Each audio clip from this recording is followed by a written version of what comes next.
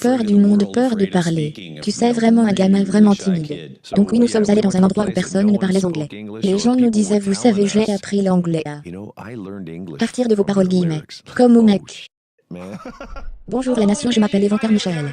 Mon seul mot est de croire, et je crois que les entrepreneurs vont résoudre tous les problèmes majeurs du monde. Alors pour vous aider dans votre voyage, nous allons apprendre aujourd'hui du cofondateur et compositeur principal de Metallica, James Hetfield. Et méprise sur ces 10 meilleures règles pour le succès.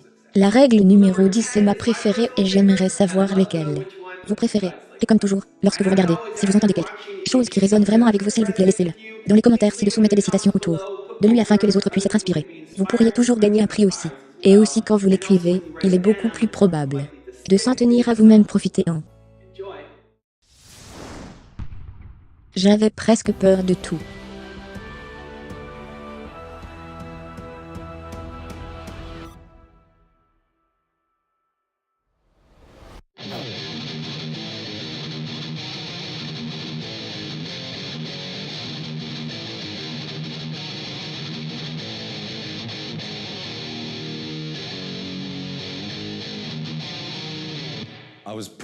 J'ai peur du monde, j'ai peur de parler, vous savez, vraiment. Vraiment un gamin timide. La musique était une façon de parler aussi simple que cela.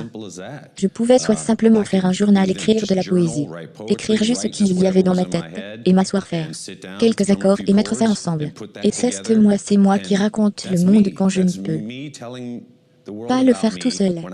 Donc la musique était la voix que je n'avais pas. Je voulais vous parler de il y a une transition que les gens très réussis font et soit ils le font, ou ils ne le font pas.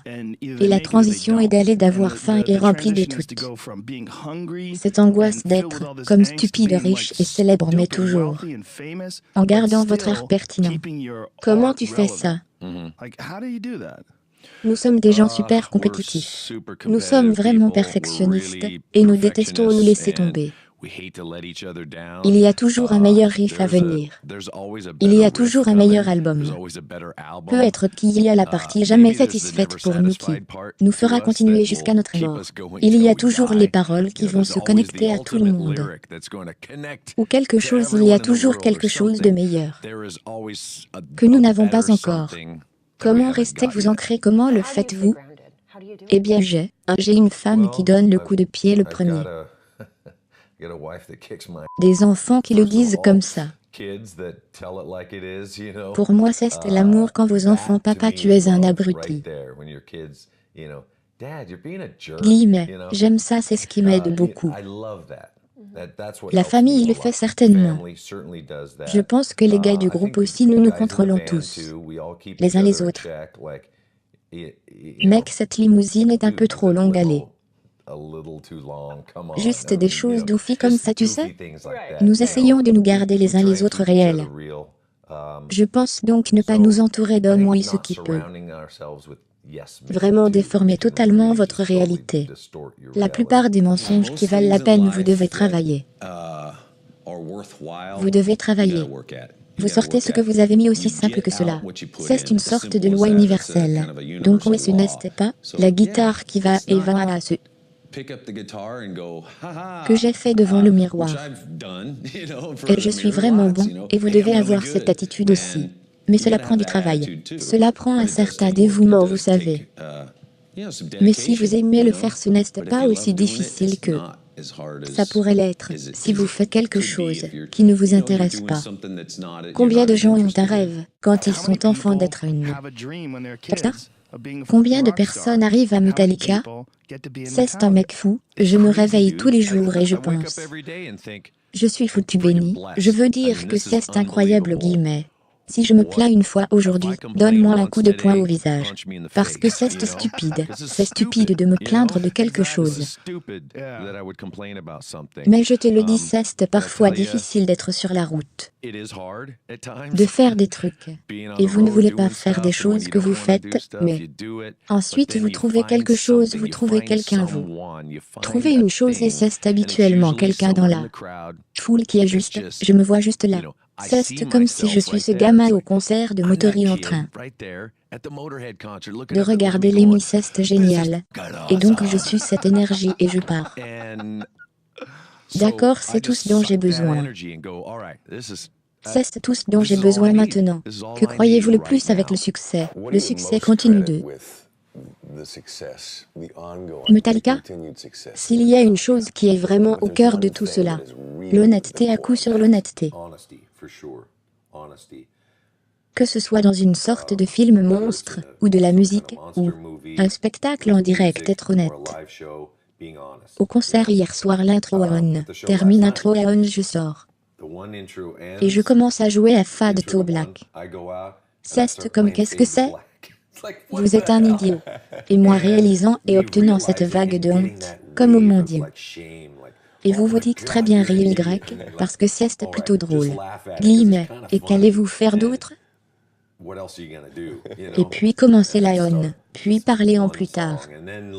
Donc être honnête à ce sujet est tellement libérateur, être honnête les uns avec les autres, avec nous-mêmes. Nous avons 53 ans, à quoi ça ressemble, qu'allons-nous faire? Combien de temps pouvons-nous tourner? Comment pouvons-nous rester en bonne santé et heureux? Donc être honnête les uns avec les autres. Je pense que le fait d'être sur scène est un chapeau différent. C'est un état d'esprit différent. C'est un espace différent. C'est pour moi le temps s'arrête, il n'y a pas de douleur. C'est comme quand les gens, les artistes parlent d'être dans la zone. C'est la zone. Je pourrais entrer dans cette zone même ici assis juste en train de jouer et d'oublier que vous êtes ici. D'une certaine manière, le monde s'en va, que ce soit bon ou mauvais. Il est difficile de s'en sortir parfois, c'est la malédiction. Mais la bénédiction est qu'il y a cette focalisation, et il y a ce sens du but. Le sens de l'être, le sens de la communication, le sens de la création. C'est une raison pour laquelle je suis ici. Il y a des moments où je n'ai pas joué depuis quelques semaines. Et ma femme dira, mon Dieu, tu es grincheux. Allez jouer de la guitare. C'est comme ouais, et je vais y aller, et je vais jouer. Puis je me sens mieux maintenant. C'est juste ce que c'est une partie de moi. C'est comme si je devais l'avoir. C'est mon café le matin aussi. Et c'est mon froid dans la soirée. Êtes-vous encore nerveux avant de jouer? Je suis nerveux en ce moment, oui. Ma théorie est, si vous n'êtes pas nerveux, alors quelque chose ne va pas. Parce qu'il y a des choses intenses sur le point de se produire, et oui. Il y a toujours de la nervosité avant de sortir. Et nous avons notre petit groupe, et nous nous calmons un peu, et nous disons et. Tout ce qui se passe est supposé se produire. Nous essayons de ne pas nous prendre trop au sérieux, mais oui. Nous sommes nerveux parce que c'est un gros problème, et c'est important. Chaque petite chose que nous avons fait dans notre carrière, tout ce qui nous a peut être gêné, ou qui nous est apparu nous, avons pensé, oui, c'est génial, c'est le plus cool, nous l'avons fait. Nous sommes en tournée, nous avons un bus, ou nous avons un disque, ou nous sommes sur le grand tour de quelqu'un d'autre. Il y a eu tant de bons petits succès tout au long de la route. Et je dirais qu'après 36 années d'amour et de soucis pour ce que nous faisons et d'en voir les grands résultats, c'est plus que tout rêve que nous aurions pu réaliser, nous. Nous avons joué devant un demi-million de personnes. Un demi-million de personnes? Ouais, où était-ce? C'était en Russie, c'était un aérodrome. Oh mon Dieu, alors on a fait ça. Qu'est-ce que c'est? C'était une mer de gens russes. Je veux dire, c'est ce que c'était. C'est fou de voir autant de gens. C'était en 1991. 1991, quand le rideau est tombé et tout ça. Et Tim Warner en a eu un. Il voulait essentiellement mettre le pied à la porte, et ils ont donc créé un concert gratuit. C'était Akbar oblique DC, nous Pantra, et je pense que peut être un groupe local. Ou d'autres groupes, je suis désolé, si je ne m'en souviens pas. Ils nous ont emmenés là-bas, nous avons atterri dans ce champ d'aviation. Au moto, les crues étaient dessus. J'ai atterri dans ce champ d'aviation, et à perte de vue, je veux dire que c'était un concert gratuit, et que c'était juste des gens. Et nous montons sur scène, et faisons ce que nous faisons. C'était militaire, militaire à l'avant. Jésus-Christ, regarde cette photo sainte. Saint-Thème, jamais allé en plein écran avec ça. Juste aller avec celui-là quoi dans le... Oh mon Dieu, c'est fou. C'est ça, c'est ça. Cela pourrait être autre chose. Ça a l'air un peu plus récent, mais on dit ici que c'est de Moscou en 1991. Donc, ouais, assez remarquable. Et il y avait imaginé une mer de gens comme ça. Et voyez, il y a un hélicoptère. Des hélicoptères survolant les gens. Et si cette chose tombe en panne, mec, vous pourriez être en train de lâcher toutes sortes de gens. Cette photo, elle est là ou celle-là, sur scène face à ces gens. Oh mon Dieu, c'est fou. Et cet hélicoptère descendait de plus près, et il criait aux gens, comme stop. Les gens étaient mous ou devenaient fous. Ils ne savaient pas ce que c'était. Ou ils pensaient que c'était comme un combat. Ils sont un pays communiste, un homme et ils se disent les gens se dérangent, c'est le chaos. Guillemets, ils n'avaient pas internet non plus. Non, ils ne savaient pas à quoi s'attendre. Donc il y a des gens qui lancent, qui frappent les gens depuis l'hélicoptère. Et à l'avant, il y avait des gars en uniforme. Police militaire, même chose. Donc ils sont là en uniforme. Et après 3 ou 4 chansons, ils disent ça, et ils ont enlevé leurs affaires et ils sont sortis la tête en train de claquer et de passer du bon temps. Nous avons donc vu la transformation d'une société fermée à la liberté juste avant nous individuellement dans les gens, c'était génial. Ou qu'est-ce que ça fait de se tenir devant 500 000 pères? Qu'est-ce que cela ressemble? Quel est le son de leur rugissement? Assez massif évidemment. J'ai perdu le compte à je ne sais pas 300 000. Et ils ne parlent pas votre langue. C'est juste un tel, c'est le pouvoir de la musique, mec. C'est une langue en soi. Ça relie les gens, c'est trop cool. Alors oui, nous sommes allés à un endroit et personne ne parlait anglais. Où les gens nous disaient, vous savez, j'ai appris l'anglais. À partir de vos paroles guillemets. Comme au mec, j'ai échoué en anglais juste pour que tu saches que je n'ai pas très bien réussi à l'école. C'est assez bizarre, ouais. C'est intense. K, dites vos prières, petit K, n'oubliez pas, mon fils K pour.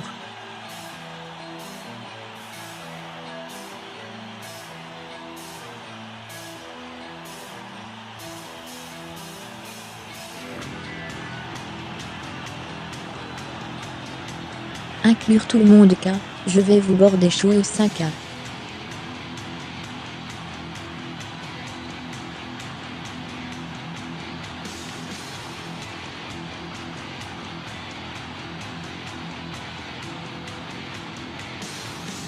Gardez-vous à l'abri du péché K, jusqu'à ce que le sang de m'en vienne.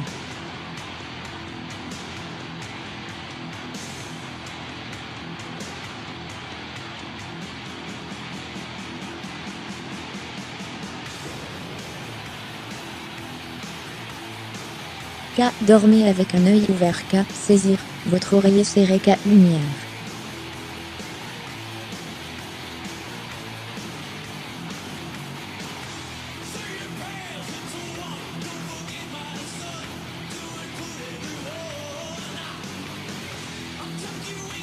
De sortie K, entrée, la nuit K, prenez, maman K, nous sommes partis.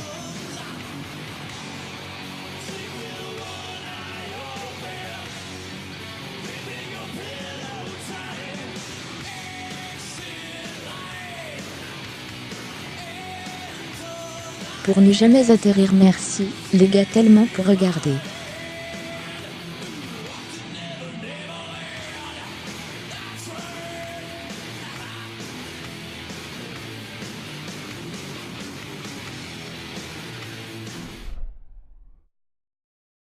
J'ai fait cette vidéo parce que FADE de Gami m'a demandé de le faire. Donc s'il y a un entrepreneur célèbre que vous voulez que je profile ensuite, consultez le lien dans la description et vous pouvez aller voter. J'aime aussi savoir quel clip a le plus retenu votre attention.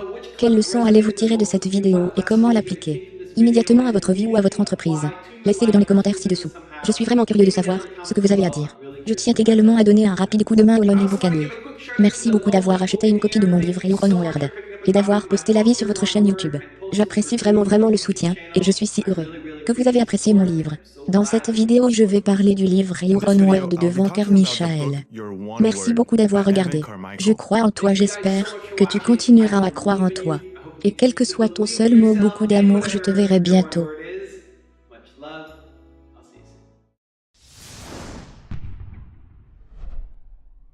Moi et un copain qui grandit à l'école John Zaneau était son nom. Nous le ferions, nous essayerions de nous dépasser les uns les autres. Et regarde tous les jours ce que j'ai appris.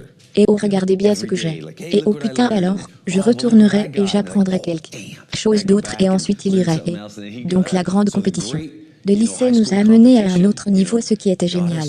Et puis à un moment donné c'était, comment les gars avec qui je joue. Guillemets, j'ai besoin de jouer avec de meilleurs joueurs guillemets. Et j'écrivais, j'ai écrit des chansons. Ils ne les aimaient pas, ils voulaient juste jouer des couvertures. Et puis je décidais, eh bien, je dois commencer à jouer avec d'autres personnes guillemets. Donc à ce moment-là, je savais que j'étais en quête, et je voulais aller mieux. Et certains amis ne l'ont pas compris. Ils ont juste dit pourquoi ne sors-tu pas avec nous? Et j'étais en quête d'endroit. Je pense que c'était ma deuxième année. Je suis retournée au lycée. L'été pour me préparer à recommencer à jouer au football. Et j'avais de longs cheveux à ce moment-là, et l'entraîneur a dit vous devez vous faire couper les cheveux. Et j'ai dit ouais, mais Eddie Van Halen a les cheveux longs. Et Michael Shanké a les cheveux longs. Je veux jouer au football et avoir les cheveux longs. Tu ne peux pas le faire alors à ce moment-là c'était une de ces fourches de la route qui étaient assez importantes dans ma vie et dont je n'avais aucune idée. Et j'ai juste dit eh bien vis ça. Est-ce que je veux être la deuxième corde à jouer au football? Ou est-ce que je veux être sur scène avec une mission parlée? À travers la musique? Je ne le savais pas à l'époque, mais c'était à peu près le bon choix.